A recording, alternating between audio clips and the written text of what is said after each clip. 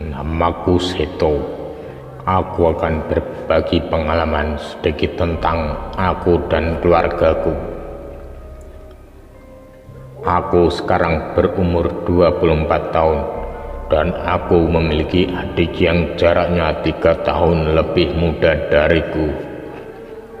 Ayahku seorang pensiunan pegawai di salah satu BUMN di kotaku dan ibuku seorang ibu rumah tangga biasa. Biasanya ibu membantu ayah mencari uang dengan berjualan online.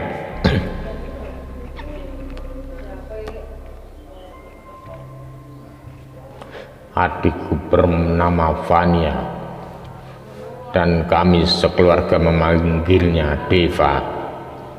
Deva adalah singkatan Devania dan dia senang dipanggil itu. Aku akan bercerita tentang keluargaku beberapa tahun lalu.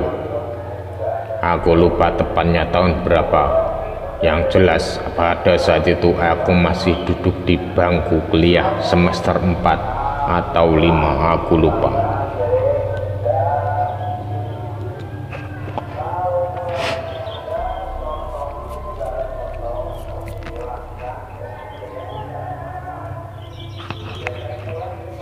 Pada saat yang bersamaan ayahku akan pensiun, dan tentunya semua fasilitas kantor yang diberikan ke ayahku ditarik dan dipindah tangankan, termasuk rumah dan mobil dinas yang sekarang kami pakai. Kami harus mencari tempat tinggal baru meskipun ayahku memiliki tanah kosong, tapi pasti ribet kalau harus dibangun dulu dan bla bla bla lainnya. Aku ikut ayah untuk hunting rumah baru. Ayah ingin yang harganya miring tapi rumahnya besar dan bisa dihuni untuk 4-5 orang. Karena ibu yang sibuk dengan jualan online-nya dan adikku yang sedang belajar untuk menghadapi ujian, jadilah aku yang menemani ayah. Pada saat melihat rumah di salah satu perumahan, aku merasa rumahnya bagus. Katanya sih baru 2 bulan tidak dihuni, besar dan mewah, dan harganya juga murah untuk rumah dan tanah yang sebegitu besarnya. Jadi, kenapa pemilik rumah sebelumnya pindah, Pak? Tanya ayahku ke orang yang dipasrai kunci rumah tersebut. Beliau keluarga baru, Pak, dan baru pindah dan baru punya anak 1. Jadinya terlalu luas untuk keluarga yang baru yang tinggal di sini, jawab Pak Dadang, orang yang mengurus rumah ini. Kalau oke dan suka, ini saya kasih nomor dan alamat pemilik rumah, Pak, tambahnya. Pak, boleh saya lihat di dalamnya? Tanyaku ke Pak Dadang. Oh, monggo Mas, silakan. Tanpa pikir panjang, aku langsung mengambil kunci dan masuk ke dalam. Awalnya biasa saja, hanya rumah kosong dan bau debu seperti rumah yang sudah ditinggal lama. Dan keanehan mulai aku rasakan. Aku yang notabene tidak bisa merasakan hal-hal gaib, tiba-tiba melihat sosok perempuan berdiri di sudut ruangan, dan tiba-tiba ada bayangan yang lewat di depan mataku. Aku kaget setengah mati dan membalikkan badanku. Saat aku berbalik, sudah ada ayah dan Pak Dadang di sana. Kenapa toh? Tanya ayahku. Gak apa-apa ya, jawabku. Nggak apa-apa dening keweden. Nggak apa-apa kok ketakutan, tanya ayahku lagi. Beneran nggak apa-apa? Berdebu banget, aku mau keluar dulu ya, jawabku sambil berjalan keluar ruangan. Dan saat aku mengintip di sudut mataku, tak ada siapa-siapa di sana. Mungkin halusinasiku saja itu, gumamku dalam hati. Aku semakin bertanya-tanya apa sebenarnya yang aku lihat tadi. Sambil merenung, sambil aku mengecek HP-ku yang ternyata ada chat dari adikku.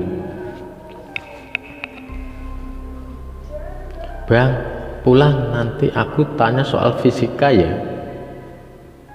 Aku hanya memandangi chat dari adikku, dan tepat saat itu juga aku mendengar samar-samar suara orang berbicara. Rene oli, koncone aku. Aku melihat di sekitar tidak ada orang kecuali aku dan Pak Dadang, juga ayah yang masih di dalam rumah. Aku sedikit merinding. Aku teringat mitos yang beredar. Jika kamu sedang bepergian dengan rumah dengan jumlah orang ganjil, maka hati-hatilah, karena kemungkinan kita tidak digenapi dengan mereka, atau ada yang hilang satu, agar jumlahnya tetap. Tapi belum sempat memikirkan lebih dalam, ayah dan Pak Dadang keluar.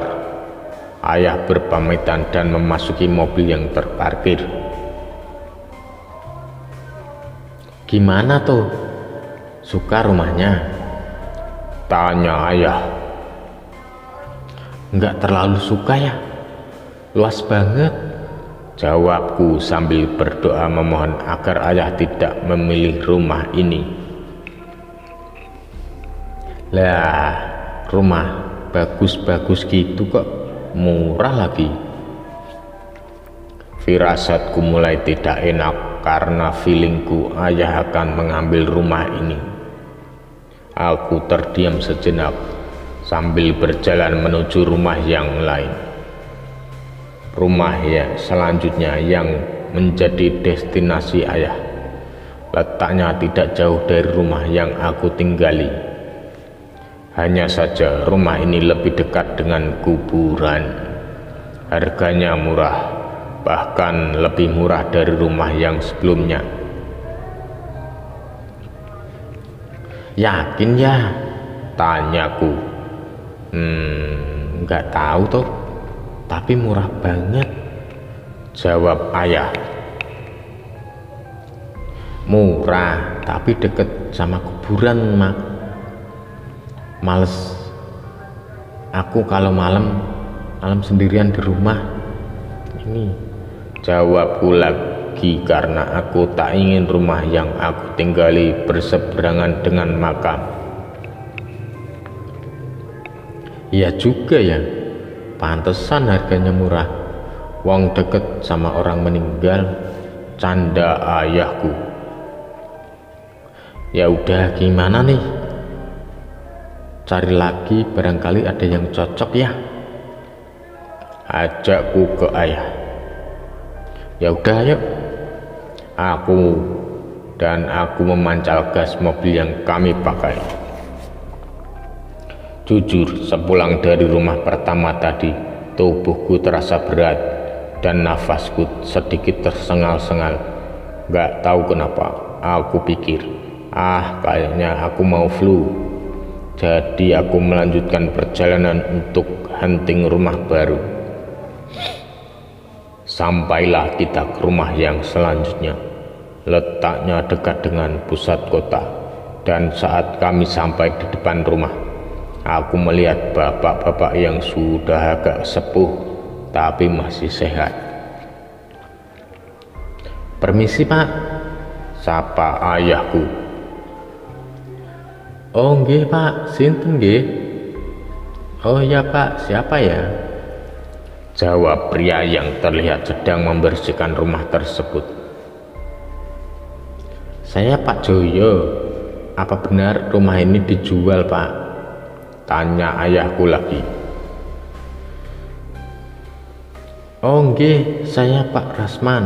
Saya yang dipasari kunci di rumah ini. Setiap hari saya selalu membersihkan dan saya rumat. Saya nyalakan lampunya ketika malam dan saya matikan saat pagi. Betul Pak, rumah ini dijual. Pripun nggih? Jawabnya. Oh nggih Pak, saya boleh lihat dalamnya? Kata ayah. Oh monggo monggo. Lihat-lihat dulu saja Pak. Kalau cocok nanti saya hubungi yang bersangkutan agar kesini. Aku dan ayah masuk ke dalam dan benar saja rumahnya sejuk dan nyaman. Sepertinya aku sudah jatuh cinta dengan rumah ini. Ini aja ya, enak suasananya, dekat kota lagi. Ya nanti dulu, kita perlu negosiasi harga dulu, kata ayahku. Pripun Pak? Saya hubungi orangnya atau gimana? Tanya Pak Rasman. Nanti dulu saja Pak, atau saya minta kontak yang bersangkutan saja. Barangkali harga cocok, nanti saya ambil rumah ini, jawab ayahku. Setelah bertukar kontak, kami langsung pulang. Waktu itu sekitar jam 5 sore sampai aku sampai rumah. Sesampainya di rumah, hal-hal tidak mengenakan sedikit demi sedikit mulai mengganggu. Assalamualaikum, salamku sambil membuka pintu rumah. Waalaikumsalam, jawab ibuku. Bang, kok pucat banget? Tanya Deva padaku yang baru pulang.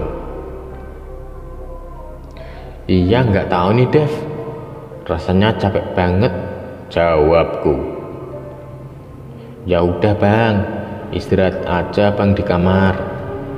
Nanti Deva bikinin tanget, kata Deva adikku. Wih, baik banget kamu. Makasih ya, hehe, candaku. Setelah itu aku langsung mandi dengan air hangat dan masuk ke kamar. Ternyata adikku Deva sedang di sana. Dev, ngapain? Abang mau ganti baju dulu. Keluar gih, kataku ke Deva. Tiba-tiba, tok tok tok. Bang, ini tehnya. Deva taruh mana ya? Suara adikku dari balik pintu kamarku. Aku heran bukan main. Dan saat aku melihat di dalam Deva berdiri tadi, sudah tidak ada siapa-siapa di sana. Iya Dev, abang ganti baju dulu ya. Setelah beberapa saat, badanku mulai terasa panas, seperti orang yang sedang sakit. Entah kenapa tiba-tiba aku sakit dan hanya bisa berbaring di tempat tidur. Untungnya semua orang rumah baik padaku, terutama adikku Deva. Dia sering menemaniku di kamar dengan pandangan lugunya.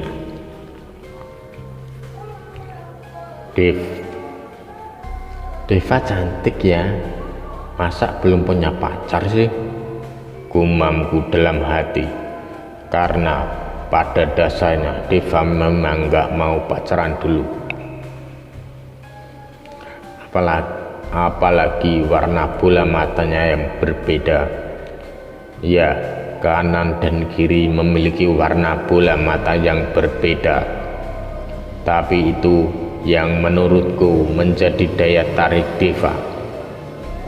Pada malam harinya, aku mendengar ada yang mengetuk pintu beberapa kali, tapi aku biarkan. Paginya aku tanya ke adikku,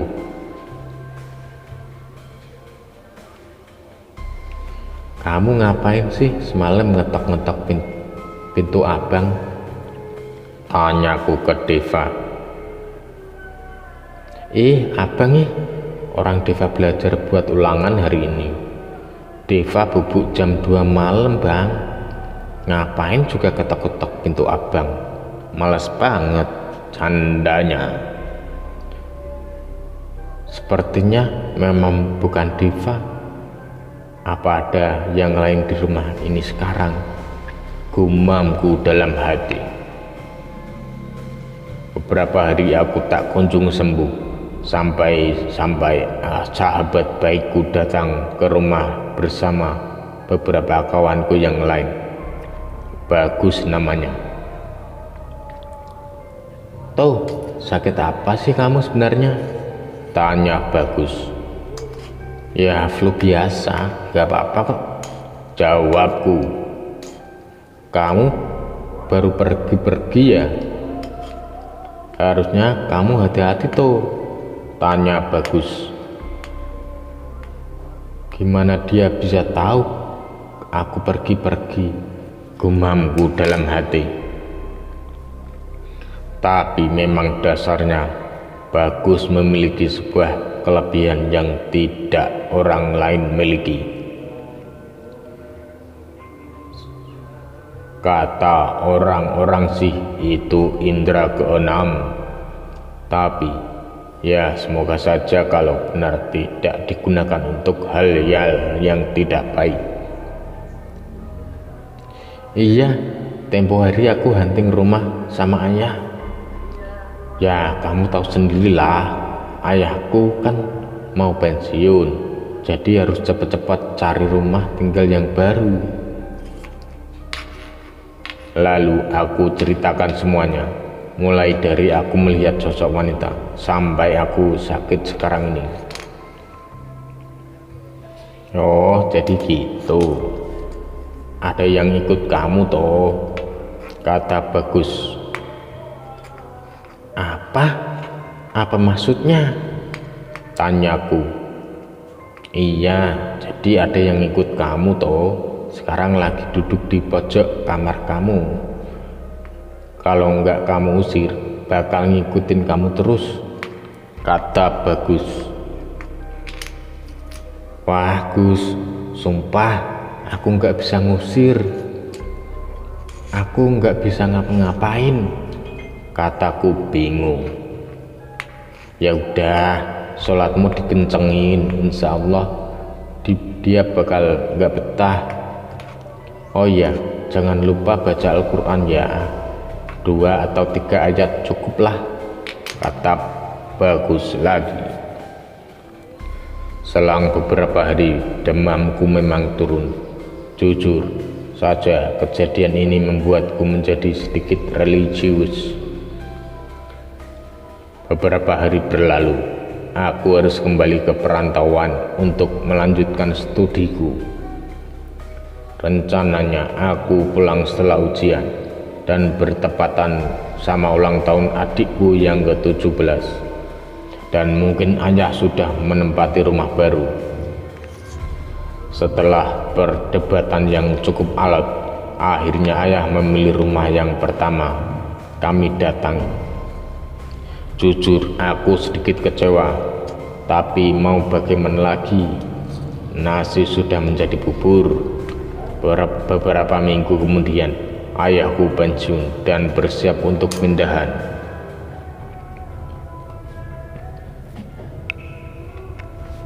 "Halo ya," saat pertama kali aku mengangkat telepon dari ayah. "Seto, ayah sudah pensiun. Ini ayah mau pindahan. Dibantuin sama Pak Ridwan dan beberapa teman kantor," jawab ayah. "Oh gitu ya, oke ya. Hati-hati jangan maksain kalau capek. Iya ya, Deva di situ, tanyaku ke ayah. Ya enggak lah, Deva sekolah. Oh iya, kamu kapan pulang? Seminggu lagi Deva ulang tahun. Ayah juga sekalian mau syukuran rumah baru, kata ayah. Oh gitu ya, mungkin minggu depan ya, bareng sama ultannya Deva, jawabku. Ya sudah, ayah matikan dulu teleponnya ya. Krep, langsung ayah menutup teleponnya. Jadi kenapa aku tanya ada Deva di situ? Aku mendengar suara wanita di telepon ayah. Suaranya mirip sama Deva. Dan asal kalian tahu, kantor ayah tidak ada yang perempuan.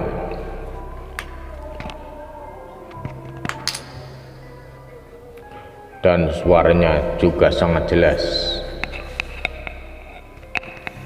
Rene oleh Balio.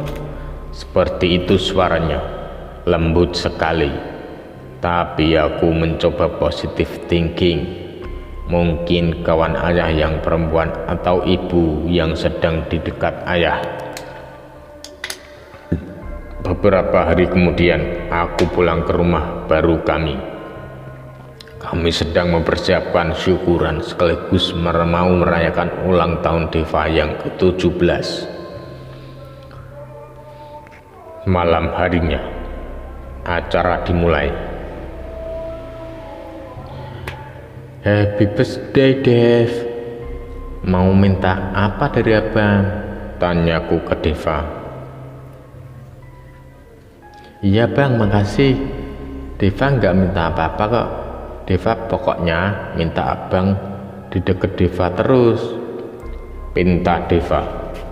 Iya Dev, abang bakalan jagain kamu kok, semabuk abang ya, jawabku sambil mengelus kepalanya. Sembari ayah syukuran rumah barunya sambil membaca doa-doa dan sebagainya. Acara malam ini selesai, berjalan dengan baik dan lancar. Tapi cerita tentang keluargaku di rumah baru itu baru saja dimulai. Keesokan harinya, yang kebetulan hari Minggu, aku sedang enak-enak rebahan di depan TV. Tiba-tiba Deva keluar dari kamar dan duduk di sebelahku. Dev, makan, ntar dingin makanannya loh, suruhku ke Deva. Iya bang, ntar dulu, Vania nggak lapar, jawabnya dengan tatapan yang kosong. Hah? Vania? Nggak salah? Tanyaku heran. Enggak bang, jawabnya, dan dia tiba-tiba berdiri kembali ke kamar. Deva itu orangnya ceria dan cerewet banget. Dia itu suka guyon dan nggak bisa diam. Tapi tiba-tiba dia menjadi pendiam dan gak mau banyak omong seperti biasanya.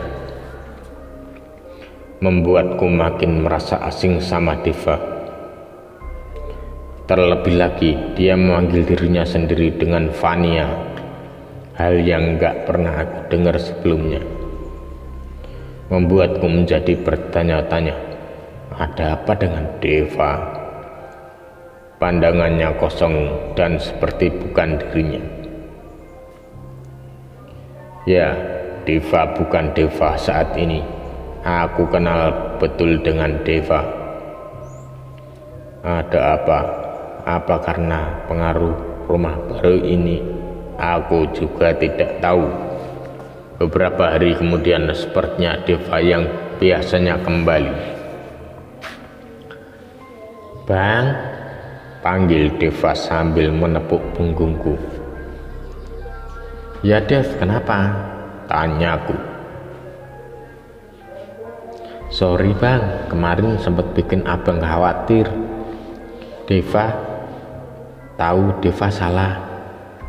Hah? Pikirku apa Deva sudah kembali, atau dia hanya orang lain yang menyamar sebagai Deva. Runyam sekali urusan ini.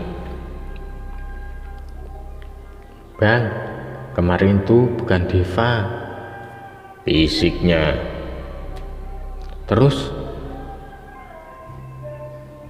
jangan keras-keras ya, ntar ketahuan mama. Pokoknya itu kemarin bukan Deva, tapi Deva pengen abang jangan ngapa-ngapain dia ya. Pinta Deva, dan seketika itu juga Deva kembali ke kamarnya.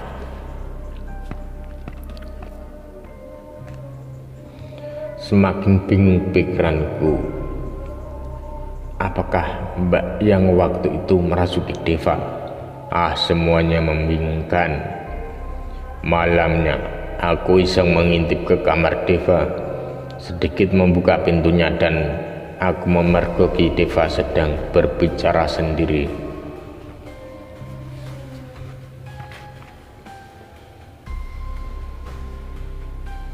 Tolong kamu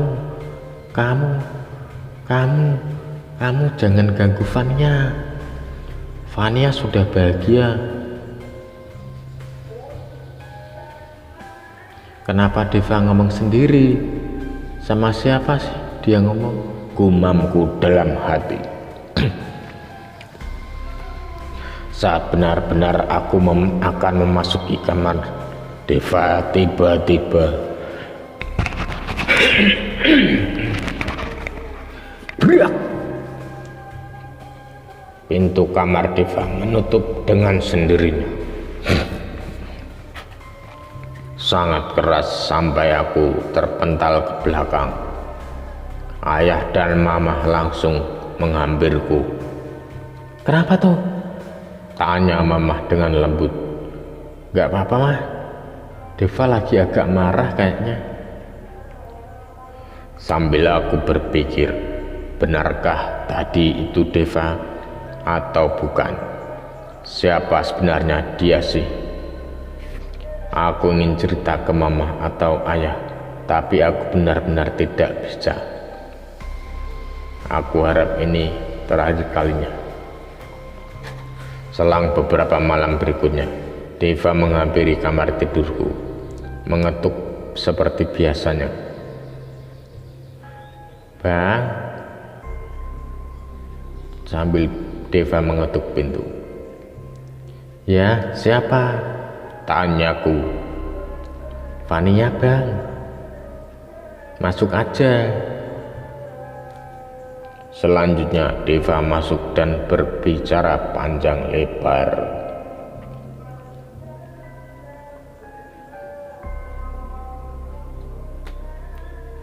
Bang, Deva itu Vania, dan Vania itu Deva. Jadi abang harus ngertiin. Aku bingung setengah mati. Vania kesini cuma mau ngingetin abang sama Deva. Beberapa penghuni di rumah ini ada yang suka jahil. Contohnya yang sekarang, yang ada di belakang abang. Aku makin bingung. Jujur saja, apa benar-benar ada sesuatu di belakangku? Itu yang di belakang abang namanya Mbak Nani. Dia selalu ikut abang semenjak abang hunting rumah sama ayah. Aku makin merinding dan makin bingung.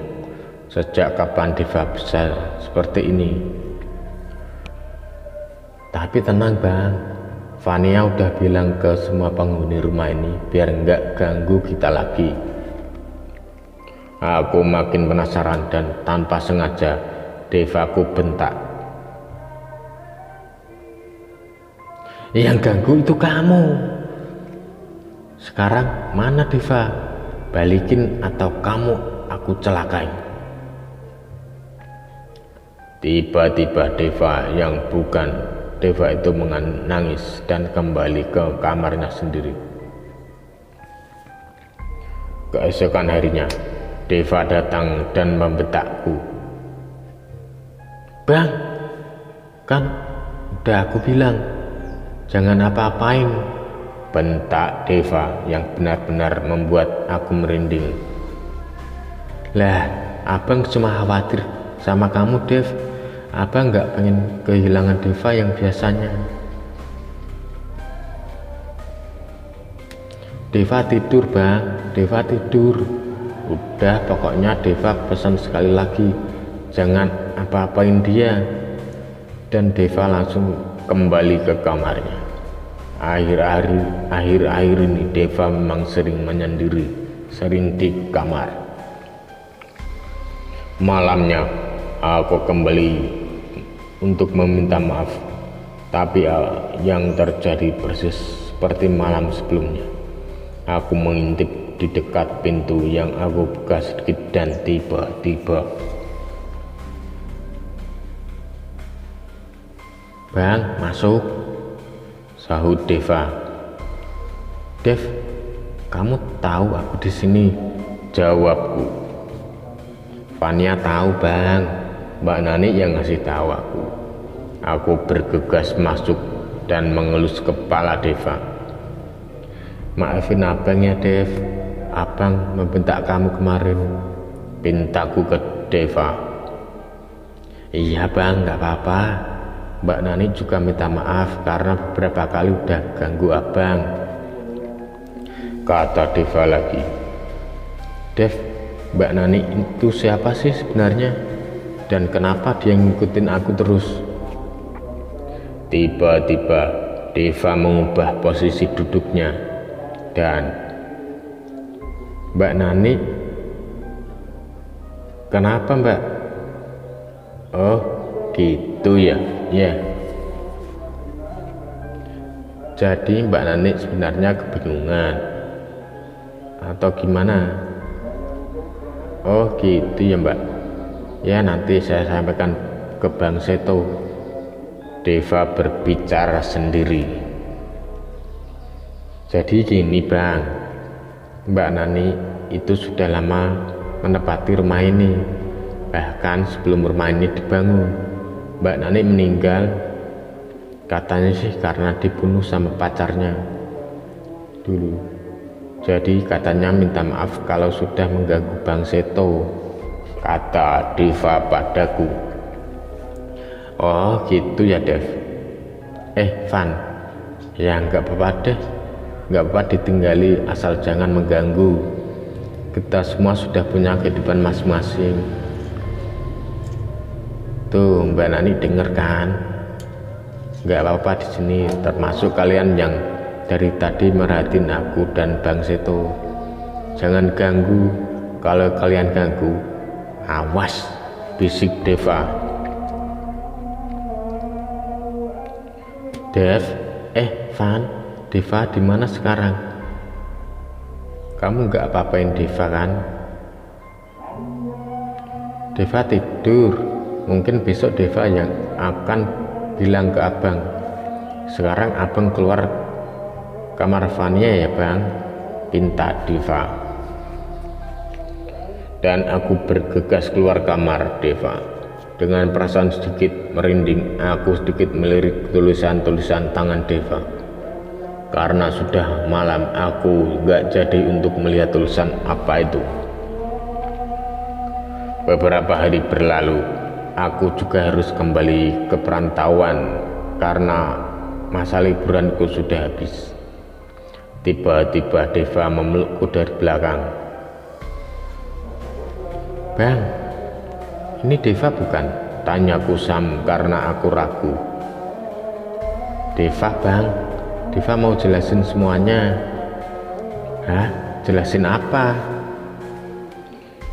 "Jadi Deva nggak sendiri. Kalau kata orang, Deva punya kepribadian ganda bang. Jadi Deva yang abang kenal ya Deva yang kayak gini. Tapi pribadi Deva yang satunya dia bisa lihat hal-hal yang nggak bisa kita lihat bang," kata Deva panjang lebar. Oh gitu, terus? Iya bang, setiap Deva tidur, dia terkadang bangun dan dia nulis beberapa pesan buat Deva. Terkadang kita juga bercerita lewat kertas itu, saling tulis apa yang sudah kita lakukan selama kita bangun. Oh jadi gitu. Gini aja Dev, aku kasih tahu mama sama ayah ya, biar tahu solusinya yang terbaik itu gimana. Biar kamu nggak terbebani juga. Deva nggak terbebani kok bang, Deva seneng. Deva jadi punya teman kalau abang nggak di rumah. Tapi kalau untuk kasih tahu ayah sama mama, nggak apa-apa bang.